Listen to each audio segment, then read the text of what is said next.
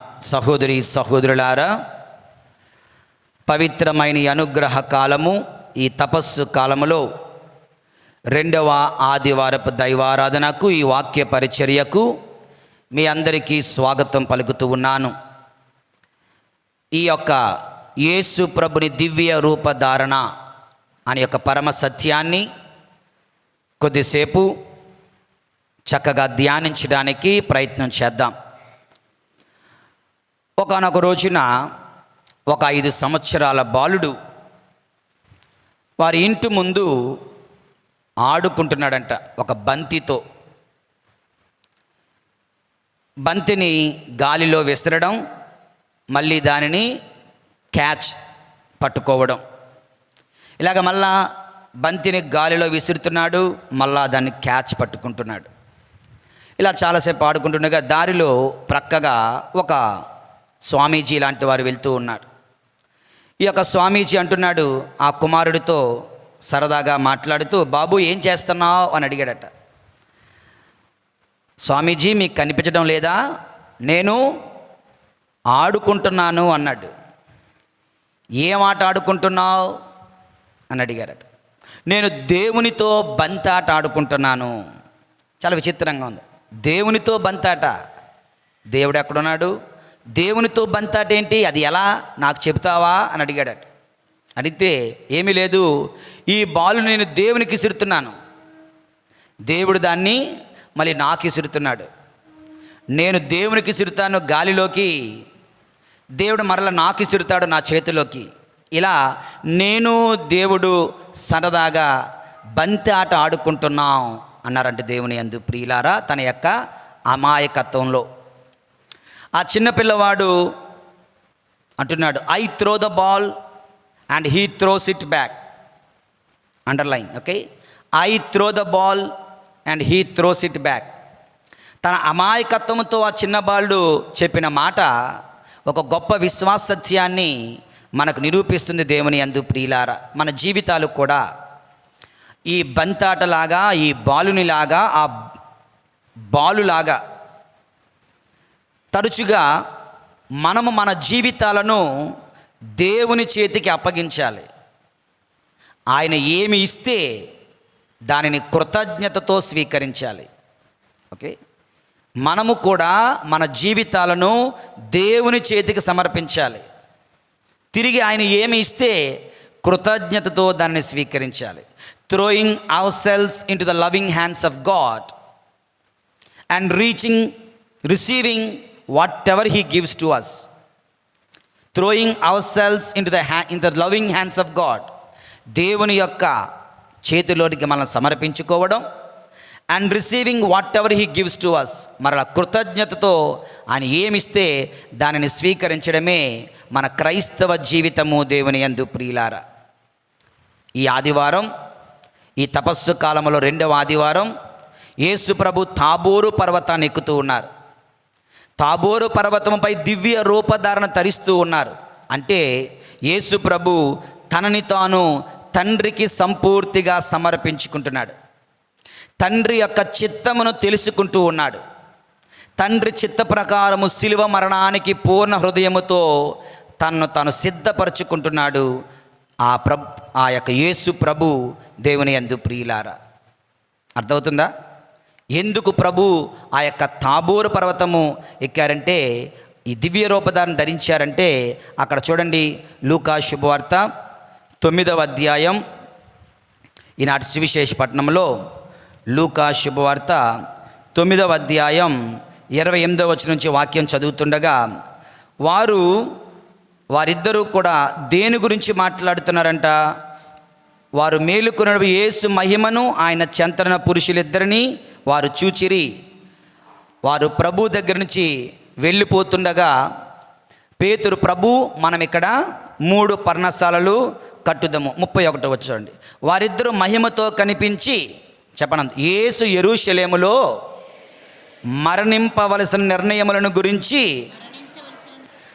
ఆయనతో మాట్లాడుచుండిరి.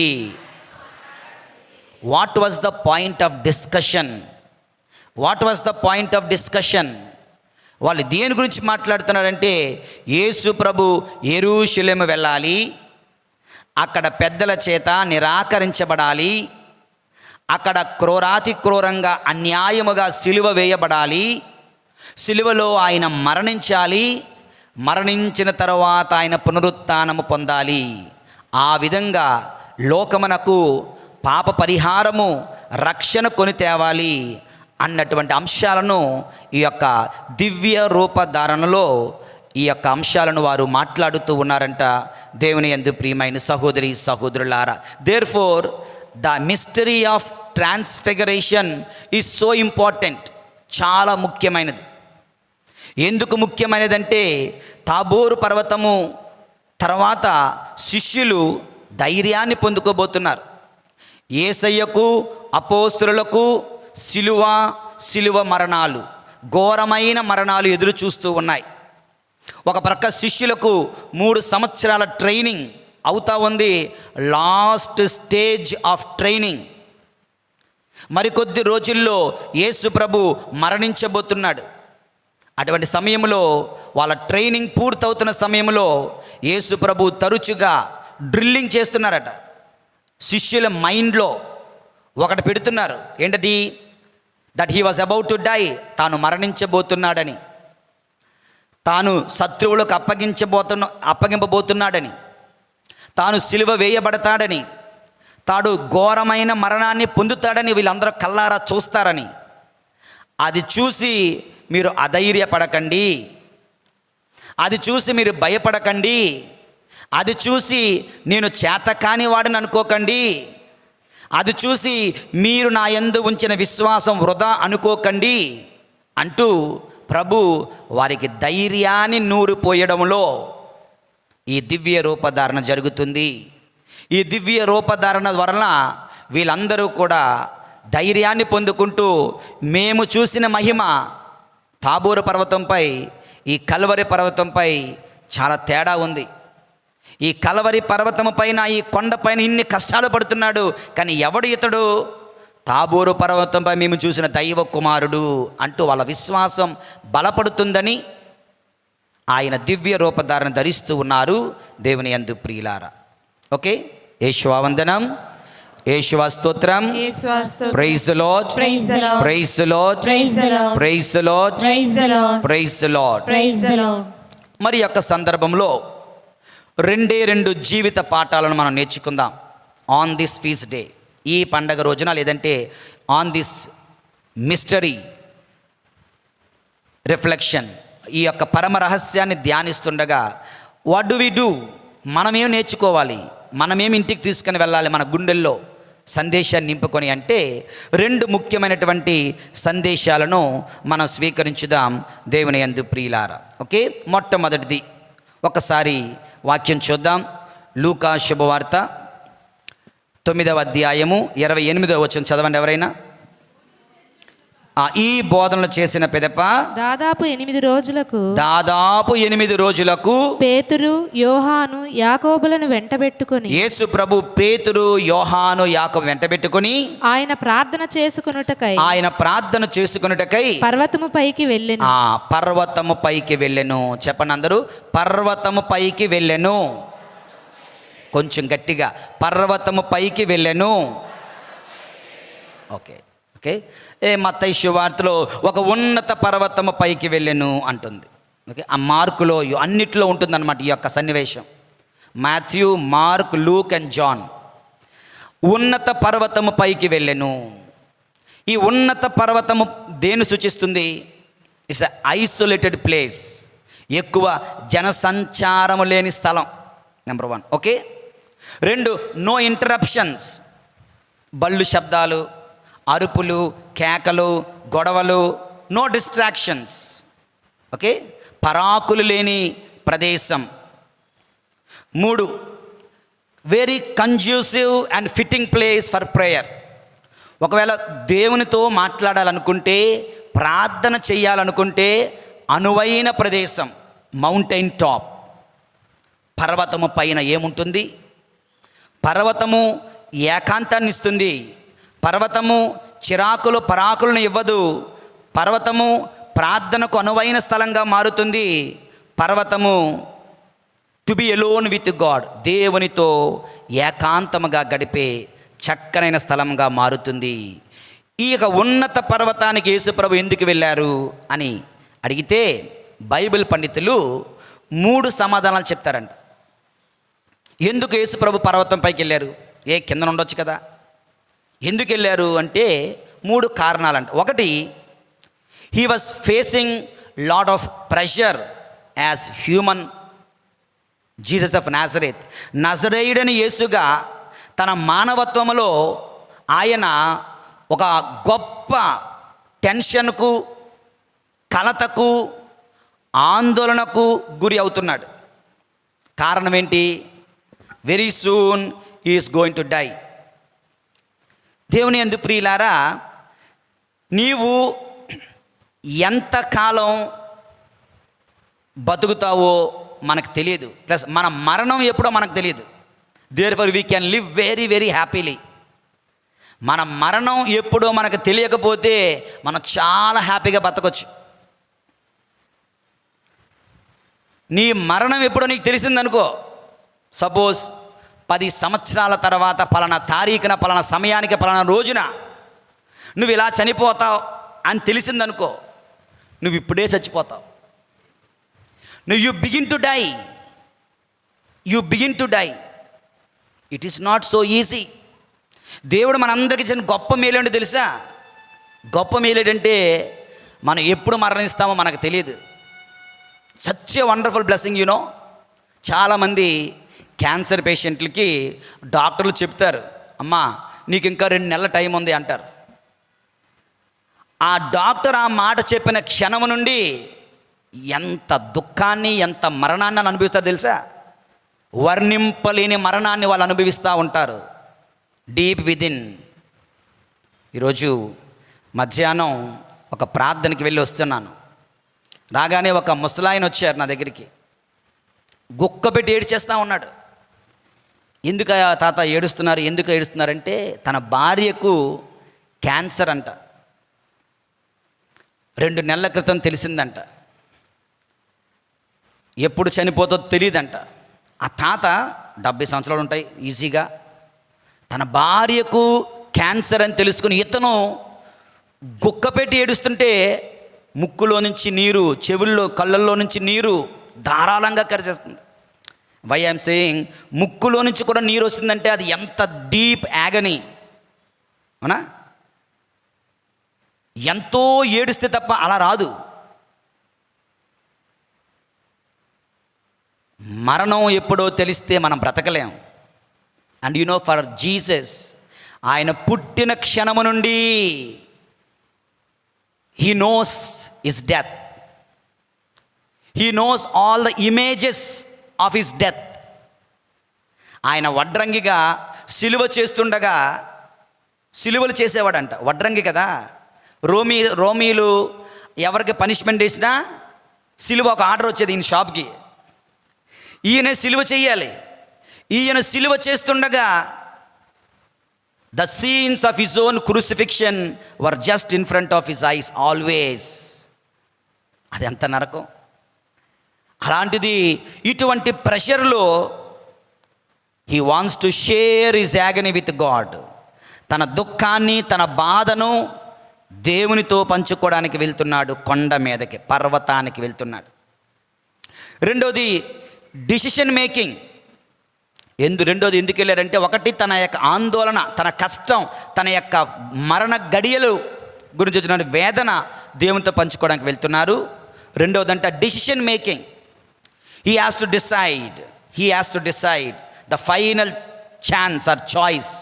ఆయన దివ్య రూపదాన్ని ధరించినప్పుడు పరలోకం తండ్రి అడుగుతున్నాడు, కుమారా నీవు ఎప్పుడునూ నా కుమారుడివే, నీకెప్పుడునూ నా కుడి పక్కన చోటు ఉంటూనే ఉంది, నీవెప్పుడునూ నీ మహిమ అలానే ఉంది, వచ్చేస్తే వచ్చాయి. కానీ వాళ్ళిద్దరూ మోషే, ఏలియాలు, అయ్యా నువ్వే మమ్మల్ని రక్షించాలి, నువ్వు తప్ప మమ్మల్ని ఎవరు రక్షించలేరు అని వాళ్ళిద్దరూ, ఒకడు జీవితుల లోకము నుండి, ఒకడు మృతుల లోకము నుండి. మోషే మృతుల లోకము నుంచి వచ్చాడు, ఏలియా జీవితుల లోకము నుంచి వచ్చాడు. జీవితులకు రిప్రజెంటేటివ్గా ఏలియా, మృతులకు రిప్రజెంటేటివ్గా మోషే ప్రార్థిస్తున్నారంట.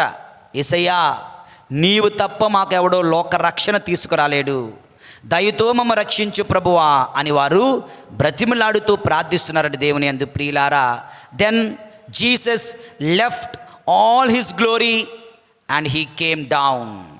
పర్వతాన్ని దిగి వస్తున్న తన మహిమను విడిచిపెట్టి పూర్తి మనస్సుతో మన కొరకు తన ప్రాణములు అర్పించడానికి దిగి వస్తున్నాడు. He made up his mind, he made up his decision. అతను ఒక నిర్ణయాన్ని తీసుకున్నాడు, మన కొరకు ప్రాణార్పణ చేయడం. అతని ఎంత గొప్ప నిర్ణయం, మన మీద ఎంత గొప్ప ప్రేమ ఆయనకు. ప్రియమైన సహోదరుడా, సహోదరి, డిసిషన్ మేకింగ్లో మౌంటైన్ టాప్ ఎక్స్పీరియన్స్కి వెళ్తున్నారు యేసు ప్రభు. Number 2. Number 3, he was in need of renewed strength. ఆయనకు శక్తి కావాల్సి వచ్చింది. దేవుని యొక్క శక్తి, దేవుని యొక్క తోడ్పాటు అవసరం వచ్చింది. కనుక Jesus vent up to the mountain. దేవుని యొక్క శక్తి కొరకు, ఫర్ ద రెన్యూడ్ స్ట్రెంగ్త్ కొరకు ఆయన పర్వతం పైకి వెళ్తున్నారు. ప్రియమైనటువంటి సహోదరి సహోదరులారా, 3 reasons why he went up to the mountain.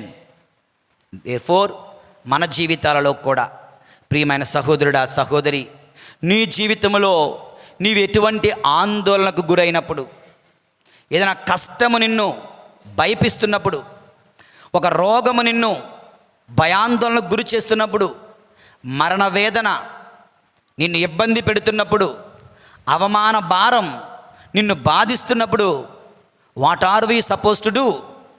We all need to go for the mountain top experience. మనము పర్వతానుభవంకు వెళ్ళాలి, అనగా ప్రార్థనకు పరుగులు తీయాలి, ప్రార్థన కొరకు సిద్ధపడాలి, ప్రార్థించాలి. ప్రియమైన సహోదరుడా, సహోదరి, when ever you face problems, run to the lord in prayer. ఆందోళనకు, కలతలకు, ఇబ్బందులకు, రోగములకు గురైనప్పుడు ప్రార్థనకు సిద్ధపడు. డిసిషన్ మేకింగ్, ఒక నిర్ణయం చేయాలి. ఒక వివాహ విషయంలో, ఒక ఉద్యోగ విషయంలో, ఒక వ్యాపార విషయంలో you have to take a strong decision. ఒక మంచి నిర్ణయం చేయాలి. ఏం చేయాలో తెలియడం లేదు. Then you need mountain top experience. పర్వతానుభవం, ఉన్నత పర్వతానుభవం నీకు కావాలి. అనగా దేవునితో ఏకాంతంగా గడపండి. ఒక 3 రోజులు, ఒక 5 రోజులు, ఒక 9 రోజులు అనుకుని ఒక నిర్ణయం తీసుకునే ముందు spend your time in prayer. దానివల్ల ఏంటి లాభం అంటే, సహోదరుడా, సహోదరి, దాని లాభం ఏమిటంటే, at the end you will take the decision. ప్రార్థన చేసుకొని నిర్ణయం చేస్తే, ఇన్ కేస్ అది తప్పు అనుకో, దేవుడు నిన్ను అందులో నుంచి కాపాడతాడు. అది రైట్ అనుకో, దేవుడు నిన్ను అందులో నుంచి ముందుకు వెళ్ళేలాగా, నువ్వు ఫలించేలాగా చేస్తాడు. It's very important. ప్రార్థన చేసుకొని బహుశా ఒక తప్పుడు నిర్ణయం తీసుకున్నా it's okay, because God can write straight even in the cricket lines. ప్రార్థన చేసుకొని ఒక నిర్ణయం తీసుకున్నావు అనుకో, ఆ నిర్ణయం తప్పు నిర్ణయం అనుకో, దానివల్ల వచ్చే కీడులను కూడా ఆయన మార్చగలడు, మనకు మేలుకరంగా దీవించగలడు. He is such a powerful God. ఆయన అంత శక్తిమంతుడు. కనుక ఒక నిర్ణయం తీసుకునేటప్పుడు you need mountain top experience. కలతలకు, ఆందోళనకు గురైనప్పుడు you need mountain top experience. పర్వతానుభవం, ప్రార్థనానుభవం, ప్రార్థించే అనుభవం, దేవునితో పంచుకునే అనుభవం నీకు కావాలి ప్రియమైన సహోదరుడా, సహోదరి. Number 3, in case you need special strength. ఒక పరీక్షలో విజయం సాధించాలి, ఒక ఇంటర్వ్యూలో విజయం సాధించాలి, ఒక వ్యాపారంలో విజయం సాధించాలి, ఒక ప్రయాణంలో విజయం సాధించాలి. You need strength. In that case once again you need to go for the mountain top experience. ఉన్నత పర్వతానుభవం, ప్రార్థనా అనుభవంలో నీ ప్రయాణమును, నీ పరీక్షలను, నీ వ్యాపారములను నీ ఉద్యోగములను, నీ కార్యక్రమములను నీవు చేసి దేవుని నుంచి శక్తిని పొందుకొని మీరు చెయ్యాలి. ఇమాజిన్, యేసు ప్రభు చేసిన ప్రతి కార్యమునకు ముందు ఈ had a mountain top experience. 12 మంది అపోస్తులను పిలిచే ముందు రాత్రంతా ఆయన ప్రార్థన చేశాడు. 5,000 మందికి భోజనం పెట్టే ముందు ఆయన ప్రార్థన చేశాడు. దెయ్యాలను వెడలగొట్టే ముందు ఆయన ప్రార్థన చేశాడు. కానా పెళ్ళికి వెళ్ళక మునుపు ఆయన ప్రార్థన చేశాడు. లూకా శుభార్త చూడండి, ఆల్వేస్ ఒక ప్రార్థన నుంచి కిందకు వస్తాడు, ఒక అద్భుతం చేస్తాడు. అద్భుతం అయితే మళ్ళీ ప్రార్థనకు వెళ్తాడు. ప్రార్థన నుంచి కిందకు వస్తాడు, ఒక ప్రసంగం చెప్తారు. ప్రసంగం అయితే మళ్ళీ కొండ మీదకి వెళ్తారు. మళ్ళీ కిందకు వస్తారు, దెయ్యాన్ని వెడగొడతారు, మళ్ళీ పైకి వెళ్ళి ప్రార్థన చేస్తారు. ఇలా Jesus life was full of mountain top experiences. ఎన్ని పర్వతాలు తెలుసా? 7 పర్వతాలంట. మత్తయి 4:8 శోధింపబడ్డాడు. పర్వతముపై నిర్జన ప్రదేశంలో ఆయన శోధింపబడ్డాడంట. అదొక పర్వతం. చదవండి మత్తయి 4:8. మిక్కిలి ఎత్తైన పర్వత శిఖరమున చూసారా, సైతానుడు యేసు ప్రభువును మిక్కిలి ఎత్తైన పర్వత శిఖరమునకు తీసుకొని పోయాడు. అక్కడ శోధింపబడ్డాడు దేవుని యందు ప్రియులారా. రెండోది మత్తయి శుభవార్త 5:1. మత్తయి శుభవార్త 5:1. యేసు ఆ జన సమూహములను చూచి పర్వతమును ఎక్కి కూర్చుండెను. దేవుని యందు ప్రియులారా, జన సమూహాన్ని చూచి పర్వతము ఎక్కి కూర్చున్నాడంట. మరొకసారి అప్పుడు mountain sermon on the mountain, దీని ఆత్మల ధనిలు దేవరాజ్యము వారిది అన్న ప్రసంగం చేశారు. 2. 3వ పర్వతం చూద్దాం. మత్తయి 15:29. 15:29. యేసు అక్కడి నుంచి గల్లియా సముద్ర తీరమునకు వచ్చి కొండపైకి ఎక్కి కూర్చుండెను. అక్కడ సకల రోగులు గుంపులుగా వచ్చారు. వాళ్ళందరికీ ప్రభు స్వస్థతనిచ్చారు. మరొక mountain of sea of Galilee miracles, అక్కడ అనేక అద్భుతాలు చేశారు. శోధింపబడ్డాడు ఒక పర్వతముపై, ప్రసంగం చేశారు ఒక పర్వతముపై, అద్భుతాలు చేశారు ఒక పర్వతముపై. మత్తయి శుభవార్త 17:1 చదవండి ఎవరైనా. మత్తయి 17:1. 6 దినములు గడిచిన పిమ్మట ఓకే యేసు పేతురు యాకోబు mountain of the transfiguration, mountain of తాబోరు పర్వతంపై దివ్య రూపధారణ ధరించి. 4. 5వది మౌంటైన్ ఆఫ్ ఆలివ్స్.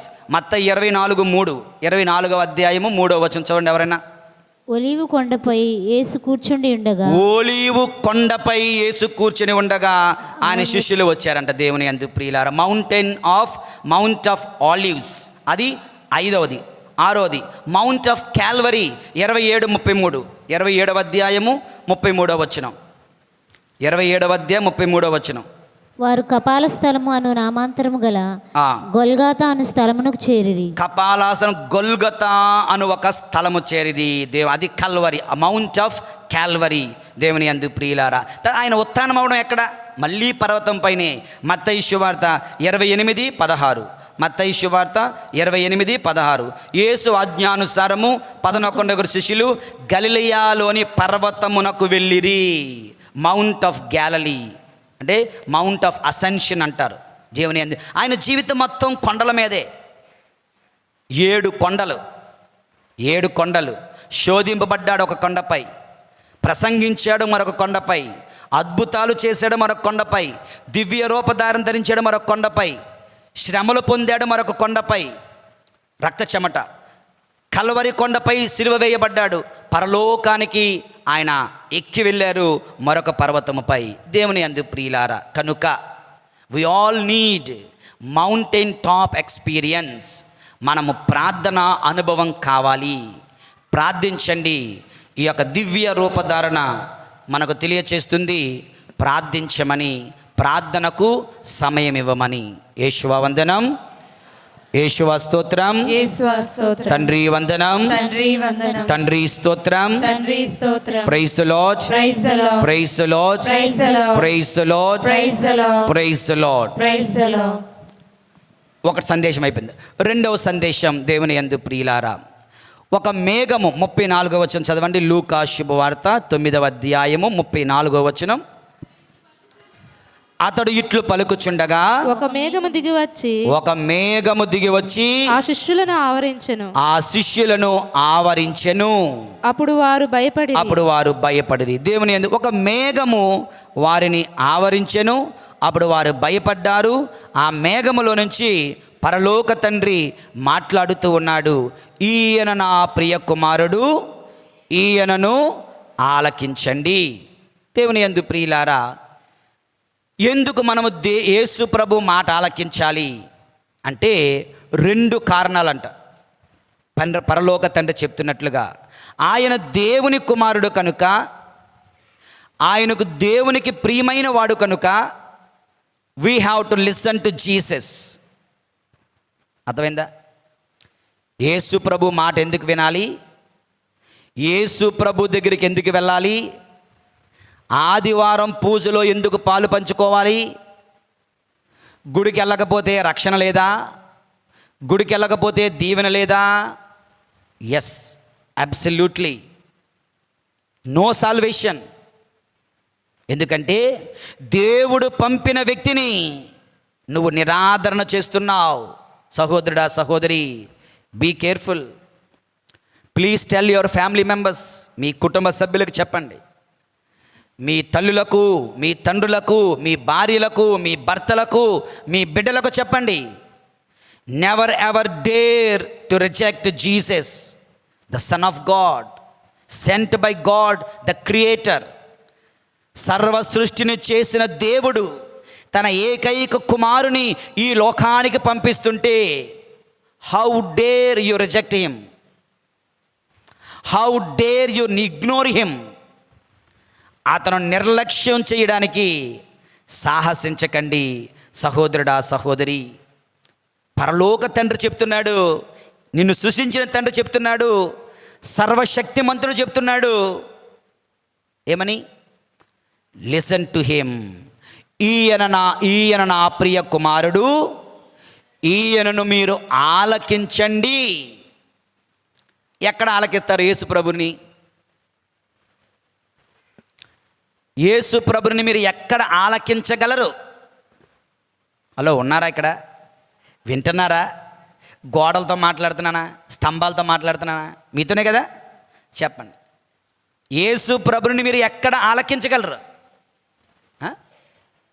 ప్రసంగం వింటే ఆలకించినట్లే, సింపుల్.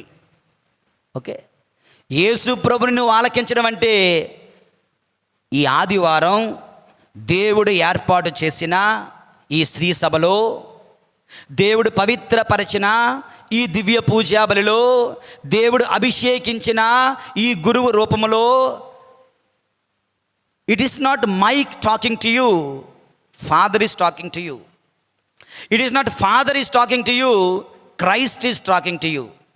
ఈ మైక్ నాకు ఒక సాధనం, నేను ఆయనకు ఒక సాధనం, that's all.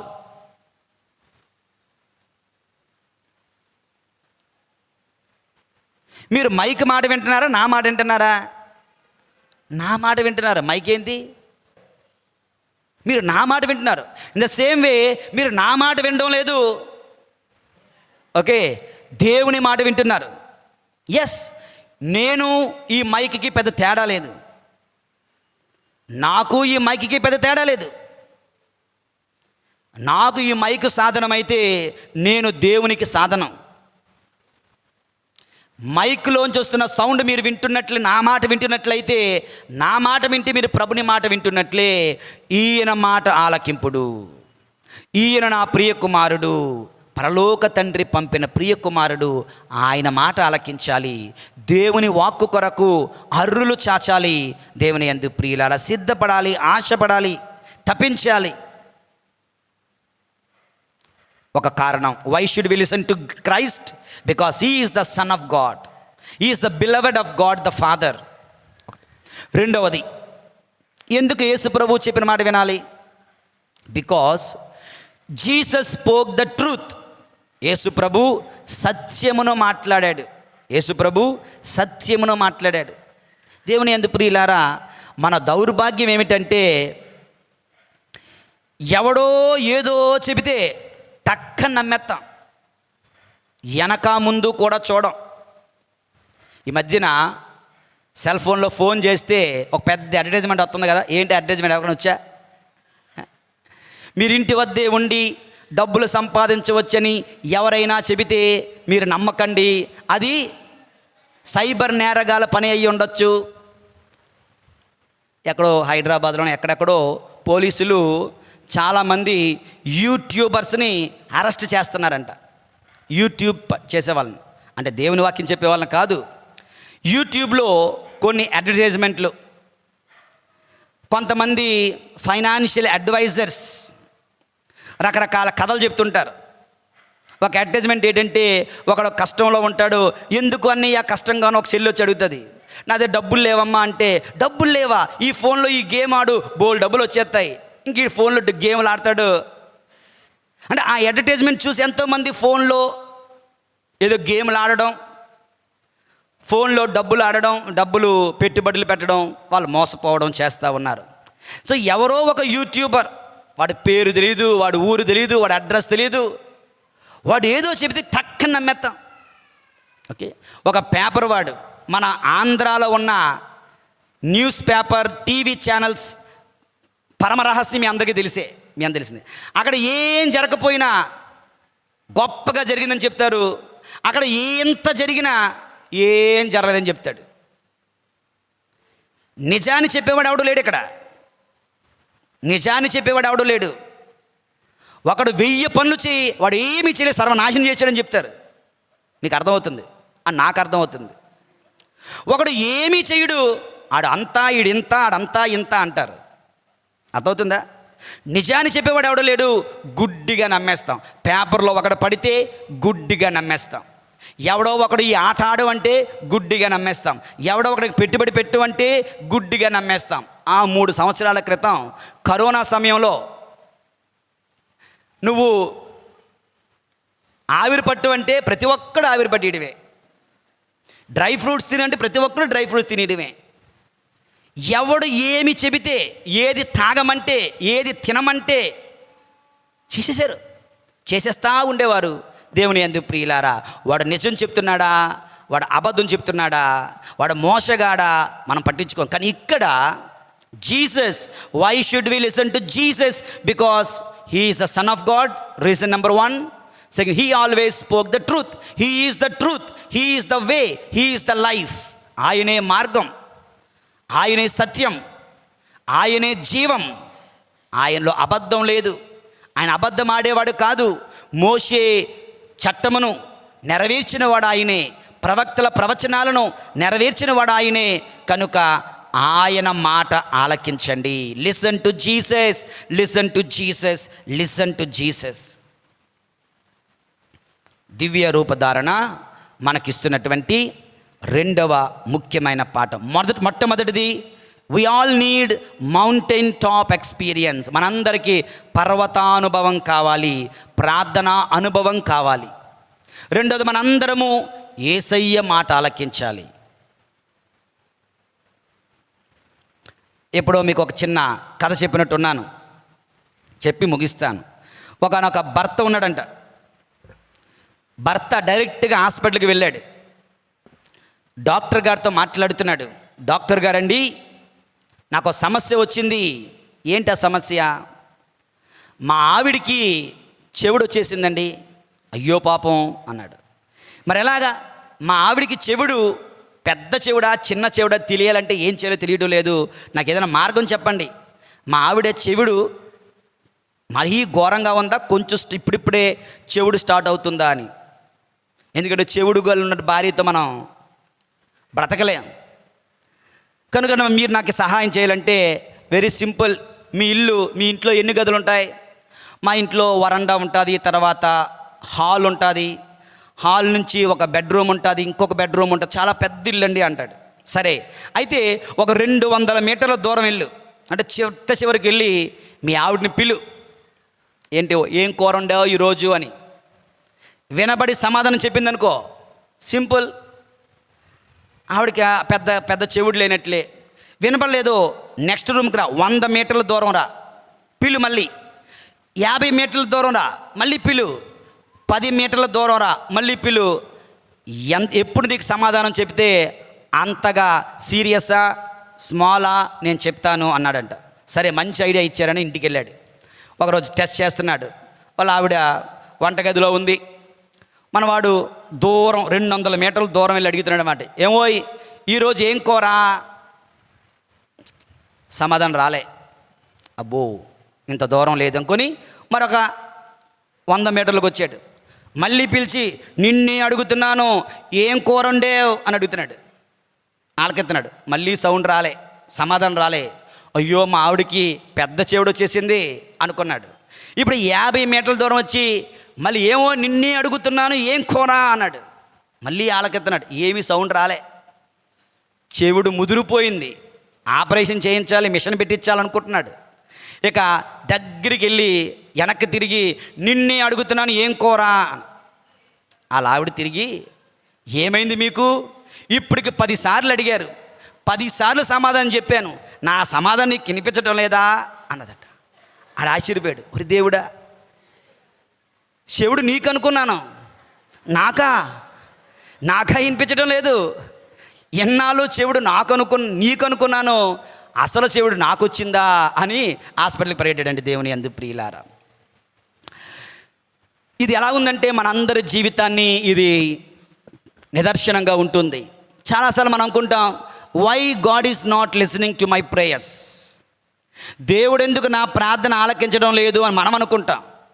The actual problem ఏంటంటే మనము దేవుని మాట ఆలకించడం లేదు. మనందరికీ తెలిసింది, మనం దేవుడు నా ప్రార్థన ఆలకించడం లేదు అనుకుంటున్నాం.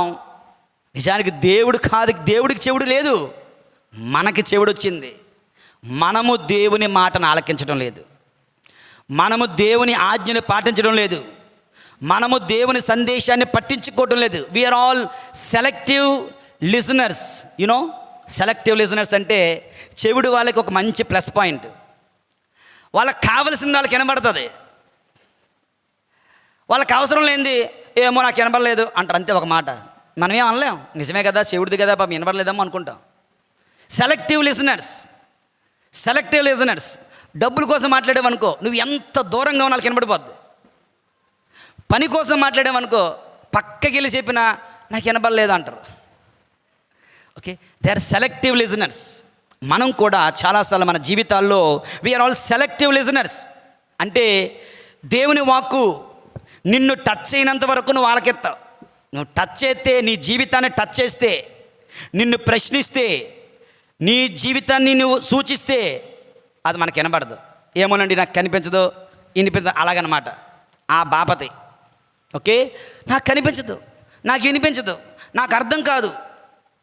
The problem is ours. We are not listening to God. దేవుని మాట మనం వినడం లేదు, దేవుని ఆజ్ఞ మనం పాటించడం లేదు. కనుక ఎందుకు దేవుడు మనల్ని దీవించడం లేదు, ఎందుకు మన ప్రార్థనలు ఫలించడం లేదు అంటే ఫస్ట్ మనము దేవుని ఆజ్ఞలు పాటించండి, దేవునికి విధేయించండి.